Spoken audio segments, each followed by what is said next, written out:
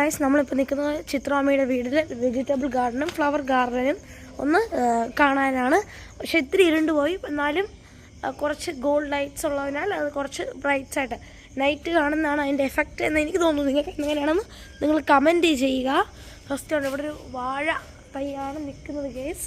നമുക്ക് ഉള്ളിലോട്ട് പ്രവേശിക്കുകയാണ്. ഇവിടെ ഒരു ചെറിയൊരു പൈപ്പ് നിൽപ്പുണ്ട് ഗൈസ്. നമുക്ക് ആദ്യം അവിടെ നിന്ന് ആരംഭിക്കുകയാണെങ്കിൽ കണ്ടോ, ഇവിടെ എല്ലാം നമ്മുടെ മാമി പ്രകൃതി സംരക്ഷണീയമായ പലതും ഇവിടെ നട്ടുപിടിപ്പിച്ച് അതിനെ പൊന്നുപോലെ സൂക്ഷിക്കുന്നുണ്ട് ഗൈസ്. ഇതൊക്കെ പ്രകൃതി ഇപ്പോൾ പ്രകൃതി സംരക്ഷണമില്ലെന്ന് സംശയം നിങ്ങൾക്ക് വേണോ? കാര്യം ഇപ്പോൾ തന്നെ നമ്മുടെ പ്രകൃതി ഇല്ലാതെ നമ്മുടെ തലമുറയ്ക്ക് ആപത്തായിക്കൊണ്ടിരിക്കുകയാണ്. എന്നാലും നമുക്ക് ഈ ഇങ്ങനത്തെ സാഹചര്യം ചിലവരുമുണ്ട് ഈ മരവും വാഴയും മറ്റേ ഇലകളുമൊക്കെ നട്ടുപിടിപ്പിക്കുന്ന ചിലരുമുണ്ടെന്ന് നമ്മൾ മനസ്സിലാക്കണം ഗൈസ്.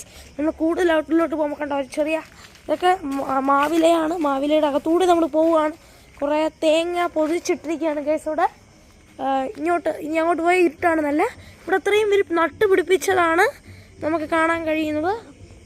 പിന്നീട് ഇത് കണ്ടോ, ഇതൊക്കെ തെങ്ങാണ് ഗൈസ്, തെങ്ങാണ്. അപ്പോൾ ഞാൻ ഇവിടെ മെസ്സേജ് ആയിട്ടിടുന്നത് പ്രകൃതിയെ സംരക്ഷിക്കുക.